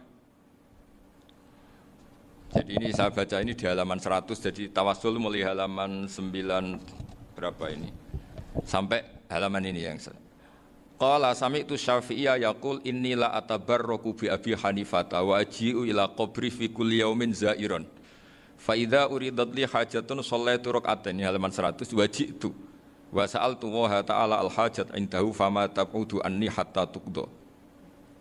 Kanal Imam Syafi'i ayyama huwa bi Baghdad yatawassalu bil Imam Abi Hanifah yaji'u ila dorihi fayusallimu alaihi wa yatawassalu ila Allah bihi fi qada'i hajati. Terus wa yatawassalu Imam Ahmad bi Imamina Syafi'i. Jadi di antara yang diceritakan Mbah Ali Maksum itu betapa Imam Syafi'i yang terkenal sering mengkritik Abu Hanifah dalam tatanan fikih karena beliau tidak percaya ada istihsan. Abu Hanifah berpendapat adanya istihsan, dan kita tahu lah ikhtilafu Syafi'i wa Abu Hanifah itu besar sekali. Tapi beliau itu tahu Abu Hanifah itu orang yang sangat soleh. Abu Hanifah itu kalau ketemu sama orang yang utang beliau itu yang lari bukan yang utang Abu Hanifah, karena takut orangnya itu izin. Jadi kalau ketemu yang utang di jalan itu yang sembunyi itu Abu Hanifah. Kenapa engkau sembunyi? Ada yang utang saya lewat, nanti orangnya malu.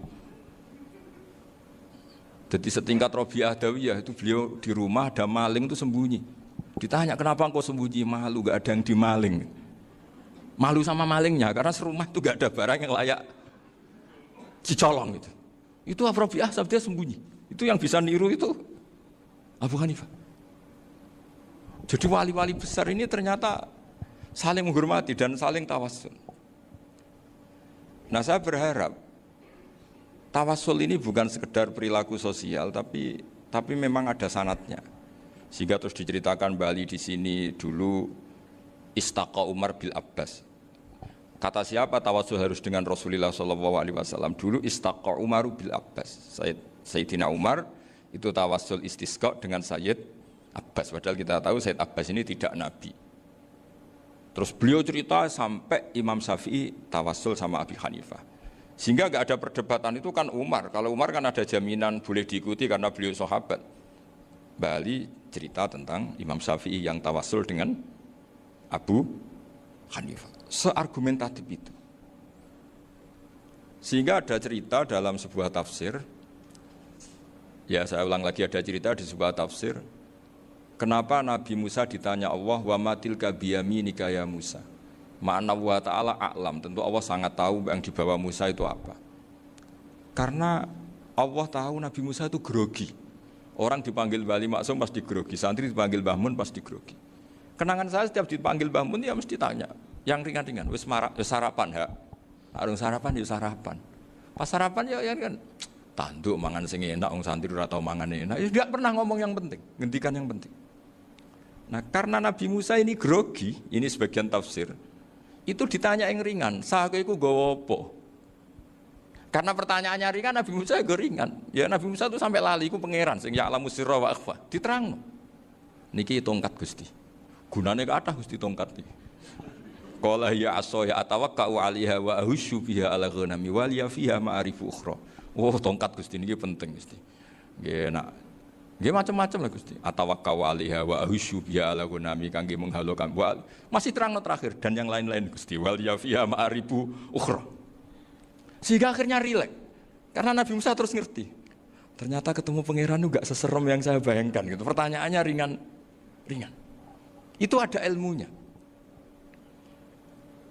Tapi cerita ini yang versi tafsir ini tidak yang seperti di Manaqibul Ghazali.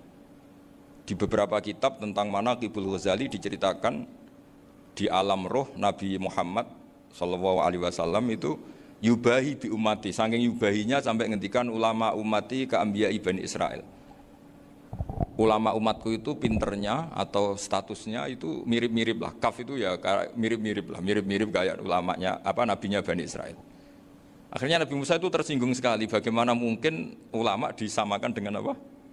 Nabi. Sehebat-hebatnya ulama itu kan tidak akan yabluhu darajatan nubuwah atau yartaqi la darajatin nubuwah. Itu akhirnya ya kalau kamu nggak percaya panggil. Yang dipanggil Imam Ghazali. Ya Nabi Muhammad juga nggak mau kalah gitu. Kalau manggil ulama RT ya kalah keok gitu. Akhirnya Imam Ghazali datang, ditanya sama Musa, "Mas muka, nama kamu siapa?" Ana Muhammad bin Muhammad Al-Ghazali At-Tusi Asy-Syafi'i. Itu disebut panjang. Nabi Musa guyu-guyu. Kamu lama kok ngomong yang enggak penting, ditanya namanya kok penjelasannya sepanjang itu, dianggap itu satu kesalahan. Masa tanyanya nama kok ditanya, jawabnya Muhammad bin Muhammad Al-Ghazali At-Tusi Asy-Syafi'i, kepanjangan itu.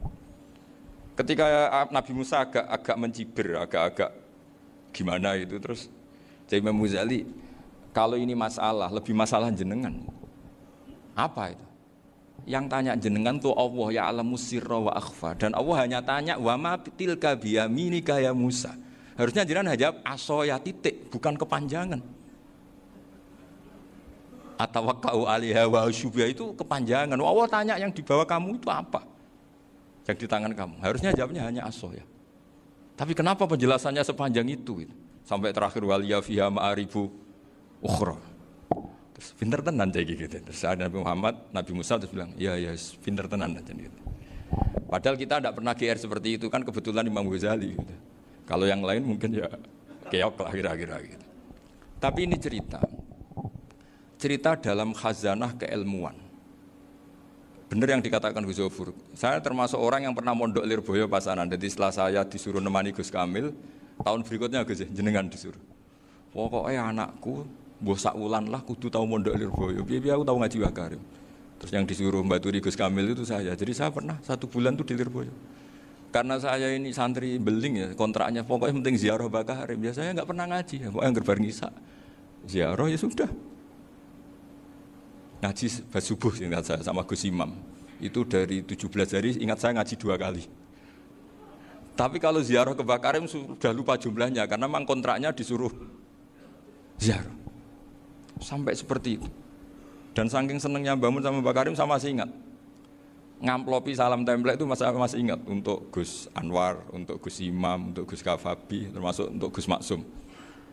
Itu malam-malam saya dijak ngamplopin. Zaman itu saya masih ingat selawewu.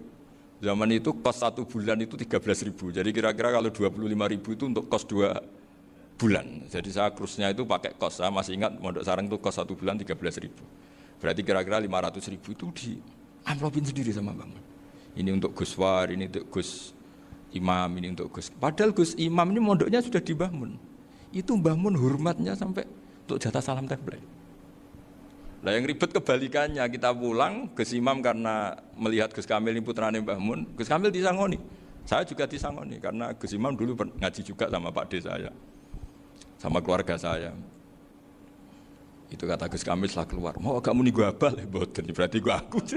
Karena ini penting, ini kalau sampai dianggap tukar guling, ribet deh. Jadi ditakwil sendirilah, mau kamu nih gue abal ya, boten, yes berarti halal. Tapi sama Mbah Mun ya ditanya.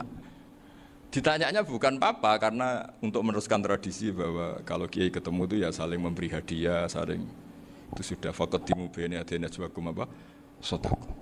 Sehingga ketika Krapyak ini punya Bali Maksum alim allamah, kemudian melahirkan murid-murid yang juga ibar kayak Mbak Warsun bisa ngarang apa Kamus Al-Munawwir, Pak Bir juga punya karangan Kamus Al-Muasir. Saya itu punya semua.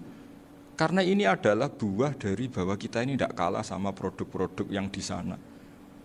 Bahwa produk di kita ini sudah cukup untuk mengantarkan orang menjadi alim allamah. Dulu Mbak Zubair ke Mekah ya sudah alim allamah. Gus Zofur ke Al-Azhar sudah alim. Semua teman-teman kita ke Mekah itu sudah alim semua. Padahal produk mondoknya ya tadi mau digojlok kiai ini, terus mangkal be keamanan biasanya itu. Biasanya musuh besar pondok itu keamanan. Jadi ya bukan berarti gojlok ibunya Gus Maftu enggak. Biasanya keamanan itu musuhnya apa? Banyak. Itu tradisi keilmuan itu harus dijaga dengan hujjah dan dengan tadwin, dengan pembukuan. Saya punya sekian cerita ya, misalnya dulu kita mungkin iskal itu janggal. Kenapa sih orang Islam tukaran sama orang Islam itu? Sehingga di antara doa Nabi yang enggak dikabulkan Allah, enggak boleh dikabulkan sama Allah enggak boleh, bukan berarti enggak mustajab. Redaksinya famana aniha, memang enggak boleh. Redaksinya bukan falam yastajib lahu tapi famana aniha. Di Al-Marrah As-Salisa ini Nabi dilarang, yaitu melarang umat Islam itu jangan sampai tukaran sama umat Islam sendiri. Itu kata Allah, ya tidak bisa kata Allah, kalau itu tidak saya kabulkan. Itu dulu guru-guru kita nyontohkan sederhana.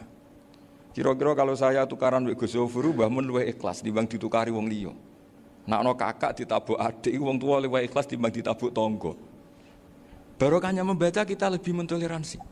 Kalau ada Mbah Hashim dikritik Mbah Fakih Mas Kumambang, kita ikhlas itu.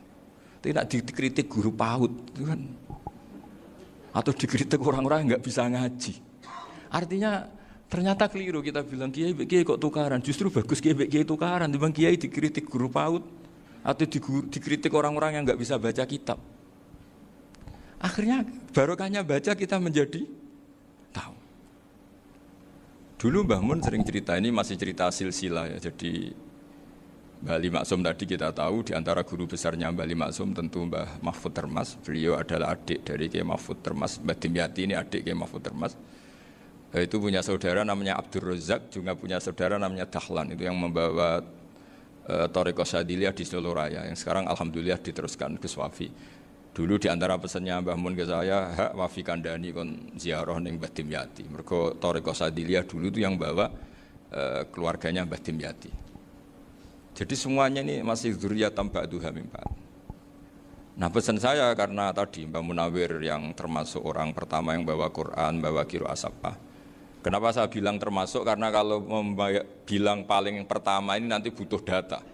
Dan itu agak kerepotan. Tapi yang jelas mimman istahara lah. Mimman istahara yang membawa Sabah ke sini itu adalah Mbah Munawir.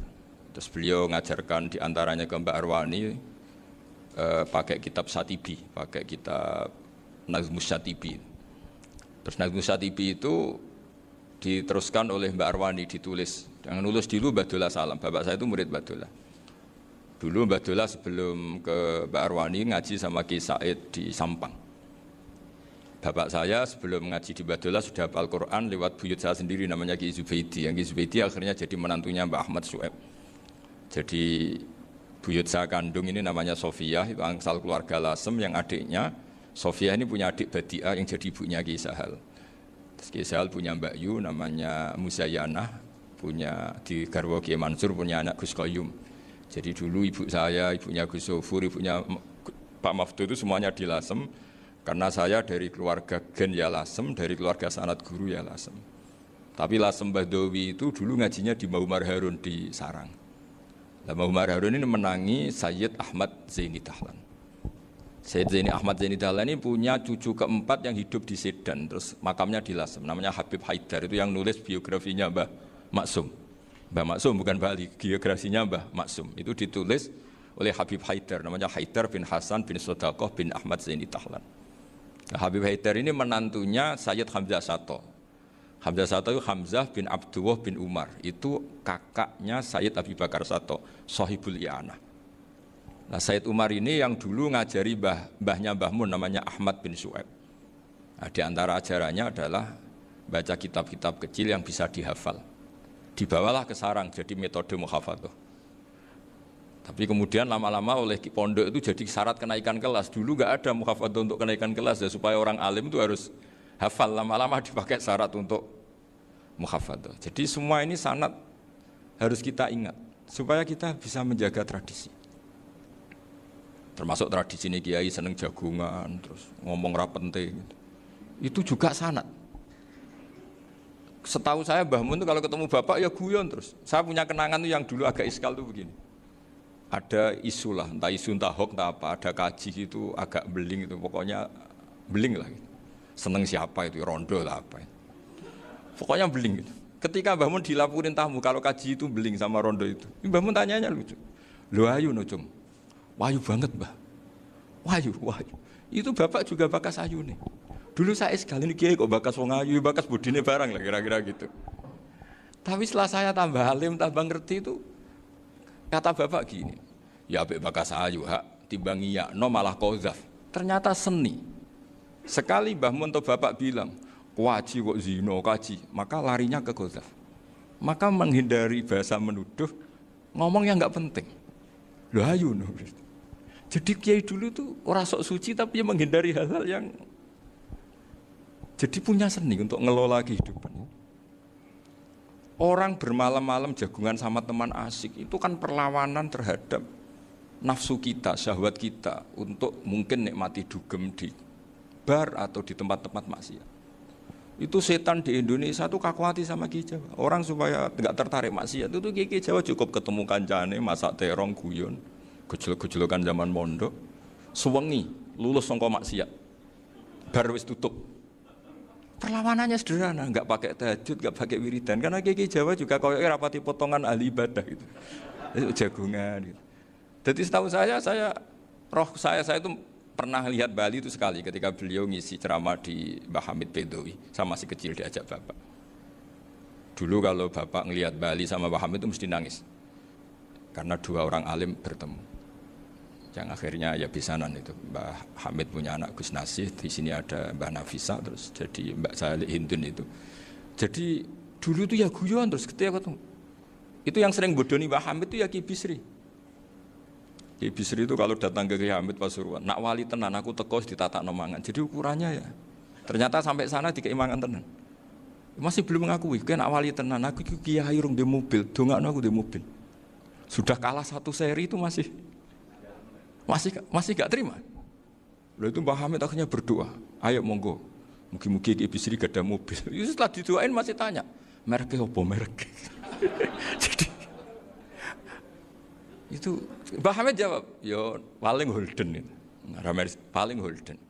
Itu nyari mobil itu ya adalah dapatnya Holden. Suatu saat Mbah Bisri diundang Mbah Hamid gak dikasih pisau. Karena utangnya sudah banyak Mbah Hamid. Mbah Bisri ini utang tadi, utang doa tadi. Itu ya gak dikasih pisau. Ya gak mau kesang apa-apa kelambimu kayak aku. Didol sama muhibbinya Mbah Hamid. Itu harganya melebihi jatah pisau. Ketemu Mbah Hamid, Kang, susu Kang, mergo. Jadi dulu itu rileks, makanya ini yang diceritakan ke Zofur. Sebetulnya kalau kiai-kiai itu bersanat itu ya rileks, hidupnya itu rileks. Karena rileks ini perlawanan terhadap kemungkaran. Saya dulu musyawarah sering sama Gus Zofur usul fikih. Itu jelas di antara yang ditulis Lubil Usul itu. Ya kita tahu tadi misalnya sanad usul fikih, Mbah Ber itu sangat al-usuli Kiai Zubair Dahlan, abahnya Mbah Mun. Punya murid diantaranya Kiai Sahal. Kiai Sahal punya karangan Thariqatul Husul, fi syarhi Lubil Usul. Itu Thariqatul Husul itu beliau ngendikan dalam mukaddimah bahwa saya bisa mensarah ini berdasar ngaji maknani sama Mbah Zubair. Terus beliau mengutip sarah itu dari kitab Nailul Ma'mul. Beliau ngendikan binus khotin khotiyah ghairi matbu'ah. Dan itu ditemukan di Kiai Mansur di Lasem. Karena Kiai Mansur iparnya Mbah Sahal. Mansur bin Khalil itu diantara katibnya Syekh Mahfud. Jadi semuanya ini sambung. Mbah Ber, saking ahli usul fikihnya, kalau ngajar usul fikih itu, kalau guyon, takriran saya ini lebih memahamkan ketimbang sarah. Ya sudah, terus Mbah Zubair, Kiai Fakih, terus Syekh Mahfud. Di sini Syekh Mahfud termasuk orang yang dekat Mbah Munawir sampai putrane Mbah Mahfud, namanya Gus Muhammad, dibawa Mbah Munawir, kemudian mondok di Termas diantaranya, terus dinikah jadi menantunya kalau nggak salah Haji Taslim di Betengan, kemudian sekarang juriannya Mbah Mahfud di Betengan. Ini nggak boleh hilang secara seperti itu. Diantara di usul fikih diterangkan ketika diantara 5 hukum itu ada yang bernama mubah. Mubah itu boleh dilakukan, boleh ditinggalkan, dan kalau dilakukan ya tidak berpahala, tidak disiksa. Itu ada ulama yang protes nggak bisa seperti itu. Ithma min mubahin ila wa tahaqqaqu bihi tarku haramimma. Fail zamu minas sukun tarkul qatli wa minas sukut tarkul qadaf. Tidak bisa, mubah itu tidak ada. Kalau kiai jagungan semalaman, itu Allah ngitungnya itu hada taruka dugem, wa hada taruka delok dangdut, wa hada taruka kada wa kada. Oh, itu luar biasa. Dan kita ngikuti yang seperti itu saja. Gak usah tahajud, gak usah witir telulas kaya ora kuat timbang gremeng. Sewengi jagungan, setan ngenteni kita tergoda maksiat, ternyata maksiatnya sampai tutup, kiainya masih apa? Jagungan. Jadi jagungan saja ada ilmunya, bahwa itu perlawanan terhadap tarkul ma'asi. Sehingga bagaimana Anda katakan mubah ini mubah, toh gunanya adalah tarkul haram. Meskipun efek mubah juga bisa tarkul wajib, wae bojo blonjo turu. Karena wae ngrumati ibuke turu. Itu halal wajib. Jadi mubah itu resikonya ya bisa tarkul wajib, bisa tarkul haram. Sehingga kalau sanad ini terjaga secara baik, secara kultur, saya sering juga jagungan sama Gus Zofur, itu mesti tak niati gitu. Jagungan wong alim kuwi ibadah, dan menikmati ibadah adalah dakbul auliya wa dakbul ulama. Kata Imam Ghazali, pada akhirnya waqud buhadatin al-istilzat bil mubahat.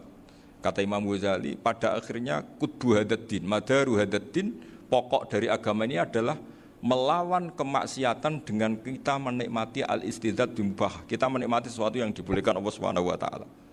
Dan seperti ini itu bisa qasmu dhuhri syaitan, bisa menghancurkan punggungnya setan. Karena kalau melawan setan dengan ibadah ini kadang kita capek selain isra potongan. Tapi nak kangkang ning komplek H gitu jagungan mbek kancane, ngenang mlarate, mbok ngenang ora sekolah, ra munggah kenangan. Sing ra munggah diarani istiqomah. Itu kan diarani tulus zaman, kok sing munggah dianggap kesusu. Saya ini punya pondok Quran, kalau ada yang hafal 3 tahun mesti digojol kancane. Gak apik kesusu itu. Kesusu itu mesti tidak barokah karena tergesa-gesa apa? Hatam. Sehingga yang enggak hatam-hatam itu kayak partai mayoritas. Ini yang partai tulis zaman katanya. Ahlus sobri katanya. Akhirnya di pondok gara-gara itu mau guyon, tapi enggak ada stigmasi yang enggak naik. Di Pondok Sarang itu saya punya temen itu banyak yang sak kelas dengan saya, sak kelas sama Gus Kamil, akhirnya sak kelas dengan Gus Sofur. Padahal saya ini kakak kelas. Saya temannya, Gus Kamil temannya Gus Sofur. Ini anak ini nggak pernah naik, itu nggak dicibir di pondok. Karena guyonan tadi, guyonan bahwa ini bagian dari bentuk apa? Istiqomah. Nanti yang goblok juga tenang. Karena kiainya cerita, kadang santri goblok ya barokah. Di sini pondok akeh santri ora tau sinau ning omah dadi kiai gede. Selalu kiainya tuh cerita seperti itu. Akhirnya sing goblok ya bangga dengan kegoblokannya.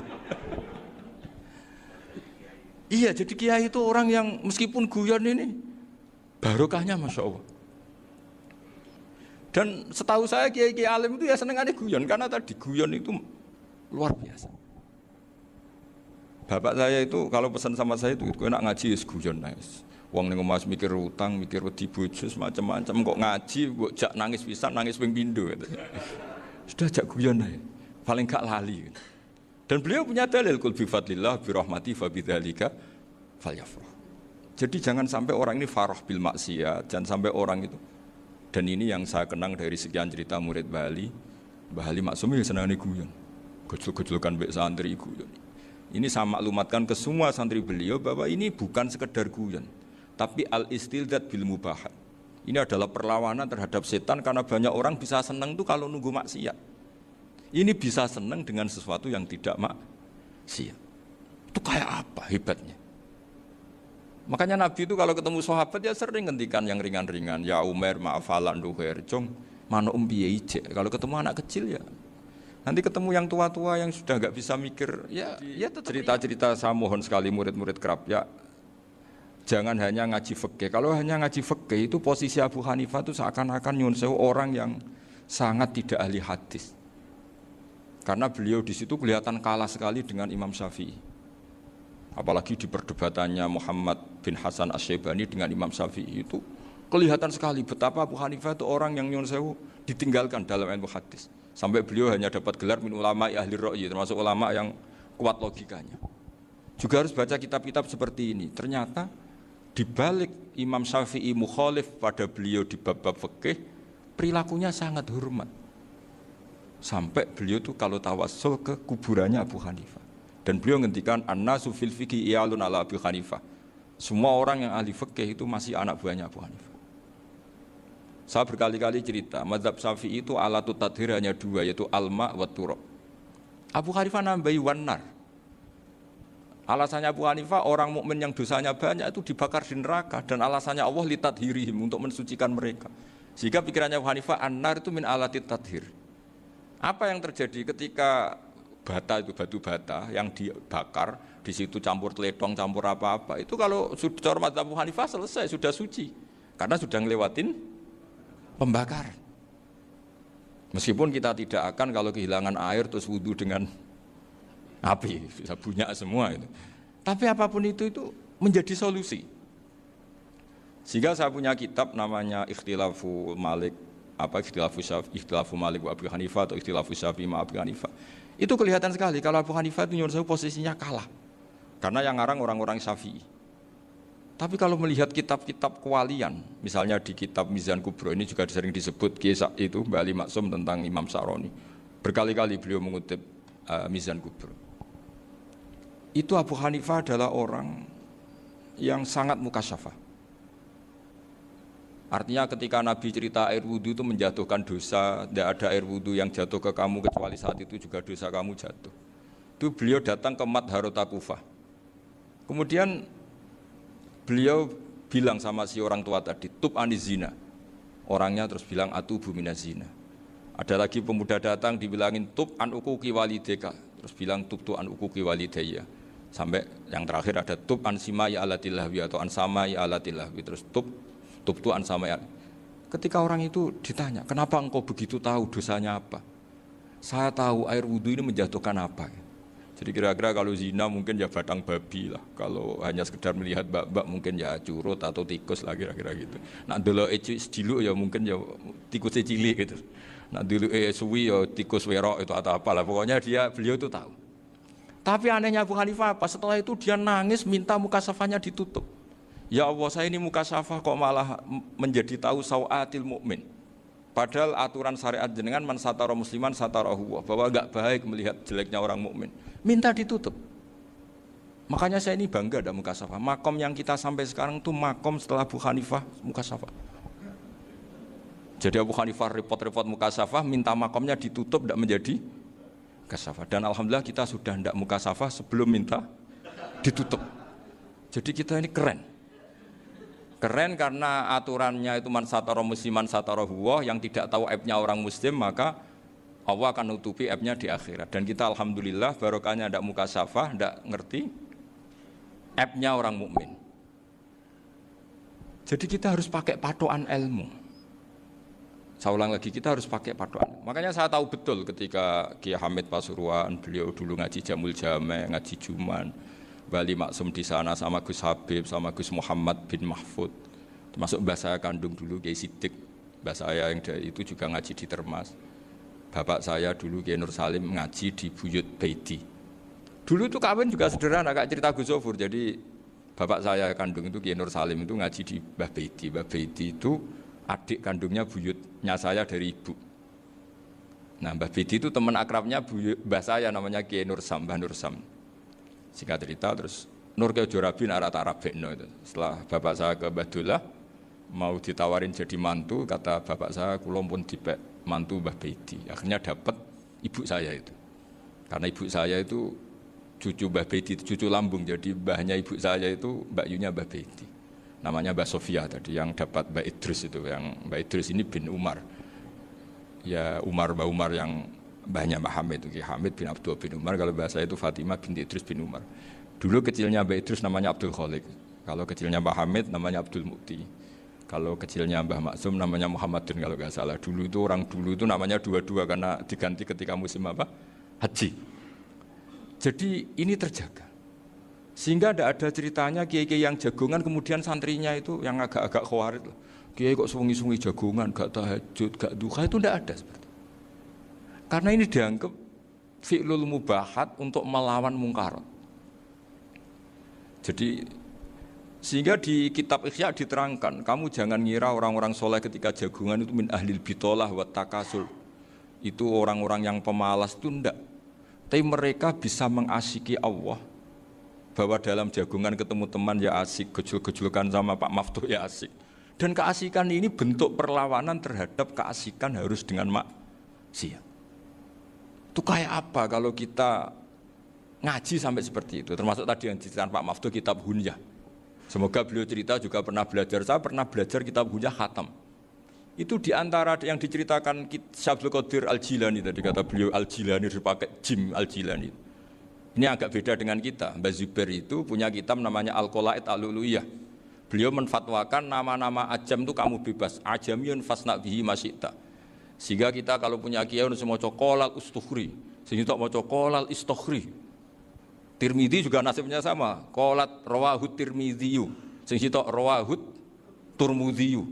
Yang satu rawahut tarmidziyu. Ya karena kita keluarganya Tarmidzi apa enggak gitu. Makanya kata Mbah Mun sama masih ingat.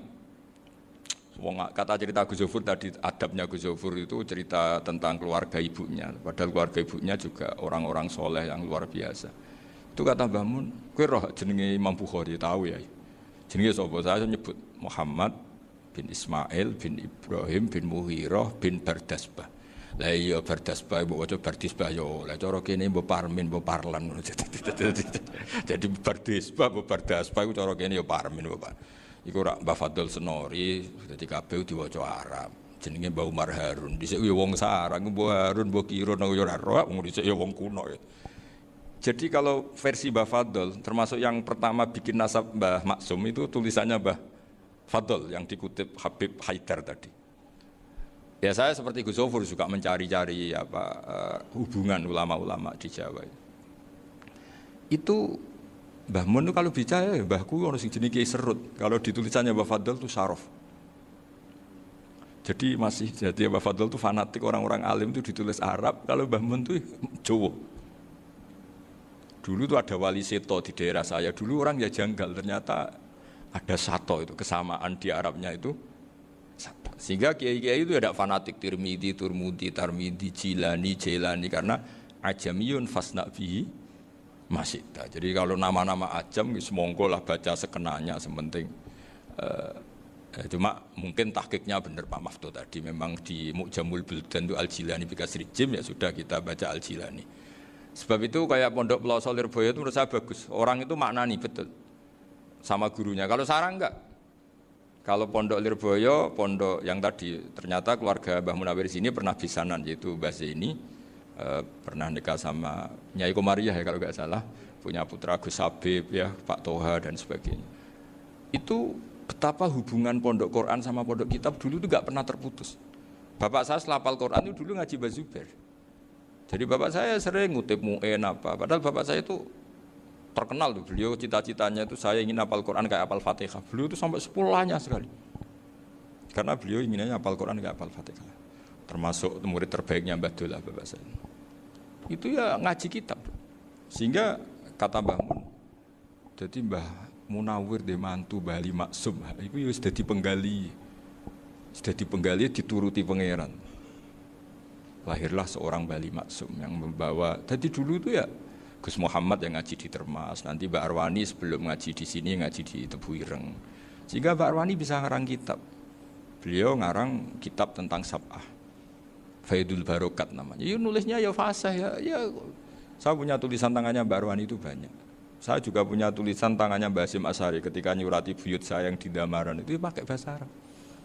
Jadi dulu itu Mbah Ali Maksum juga sama, surat-suratannya dulu sama tokoh-tokoh Muhammadiyah ya bahasa Arab. Nah ini harus kita dengar dari abna, dari bahwa Mbah Maksum, kemarin yang diceritakan Gus Zofur di Khol Mbah Maksum, kue kudu belo NU, kudu tetap NU, tapi bukan dengan cara membenci Muhammadiyah. Tadi Pak Maftuh menguatkan sanad itu dari Pak Atabik, bahwa Muhammadiyah termasuk ahli sunnah karena sama-sama tidak sabus sahabat, sama-sama ikromus sahabat dan sama-sama bermadhab. Nah soal akhirnya ada beberapa yang rapati seneng ngaji, ini yang agak ribet. Tapi kamu tidak usah ngeritik Muhammadiyah agak seneng ngaji, kayaknya juga sama, kita enggak seneng ngaji juga banyak itu. Jadi kalau ngeritiknya masalah itu kan kita ya agak-agak sama. Ya jadi ternyata di sini, terus ini yang terakhir supaya enggak lama-lama, Bali juga punya sisi keras. Keras sekali, jadi dalam hal-hal yang khas. Ini di halaman 87 itu keras sekali. Beliau ngendikan wahal bi jununun hatta usdira amri lil mu'minin alla yazuru rasulahum. Jadi ketika saya tadi sudah bilang bahwa beliau sering muji Ibnu Taimiyah dalam banyak hal, tapi dalam banyak hal juga beliau mengkritik Ibnu Taimiyah ketika menafsirkan la tusaddur rihal illa ila salasati masajid. Kemudian Ibnu Taimiyah tidak mentasrekkan, tidak mensunatkan ziarah kubur Rasulullah SAW. Beliau mengkritik. Dan cara mengkritik adalah ngendikan ulaikal ladzina yuriduna ayyahulu bainahu sallallahu alaihi wasallam wa baina ummatihi fi nakhiyatin. Itu adalah orang-orang yang ingin membuat batas antara Nabi dan umatnya. Saya termasuk terinspirasi makalah Bali ini adalah bagaimana Anda mengkafirkan orang Islam berdasar qala Rasulullah sallallahu alaihi wasallam. Wan nabiyyu asyaddun nasi syafaqatan li ummati. Wan nabiyyu akhrasun nas, orang yang paling serius supaya umatnya ini selamat. Kemudian Anda dengan hadisnya Nabi mentafrik bainahu wa baina ummati berdasar dawuh Kanjeng Nabi. Itu cek mentalani. Makanya saya itu enggak pernah keras di bab ini. Misalnya nyuruh saya ada santri sarang yang nakal. Itu saya tidak berani komentar karena saya tahu Mbah Mun itu sangat mencintai santrinya meskipun yang nakal. Saya melihat sendiri bukan jari ada santri cara pelaturan pondok itu diboyong karena nakal. Itu Mbah Mun ngendikan begini. Ya cung yo ke diboyong itu cara aturan pondok. Nah aturannya pangeran ngger kowe tobat dadi wong apik ya dadi wong saleh. Ya kowe kudu tetep sering rene, kowe tetep santri kudu dunya akhirat. Soal pondok ya ben ana aturan, ben pancen kowe nakal nemen ya diboyong, tapi kowe tetep wong apik. Jadi karena kita tidak mungkin mentafrik bainahu wa baina talamidhi. Kita tidak mungkin mentafrik baina nabi wa baina ummati karena nabi adalah apa? Asyaddun nasi syafaqatan li ummati. Sampai saking sayangnya nabi itu ngendikan syafaati li ahlil kabair min ummati. Lho koyo apa baiknya nabi? Ora melok nakal, ora melok maksiat, tapi melok nanggung swargane. Iku waktu gali sampean wis kowe utang gak apa-apa, bangkrut gak apa-apa, sing nyaur bapak. Gua sampean ngono top tenan. Anake yo ngawur tenan maksudnya itu. Tapi stop. Lah Nabi ku umate sing dosa iku umate, Nabi sing nyuwun sewu, cara Jawane sing kangelan nyafaati. Karena Nabi gak boleh dipisahkan dengan umatnya. Makanya kata Bali Maksum, ulaikal ladzina yuriduna ayyahulu bainan nabi wa baina ummati. Itu mereka adalah orang yang ingin memisahkan Nabi dengan umatnya. Masa kita ngafirkan umatnya Nabi berdasar dawai Nabi?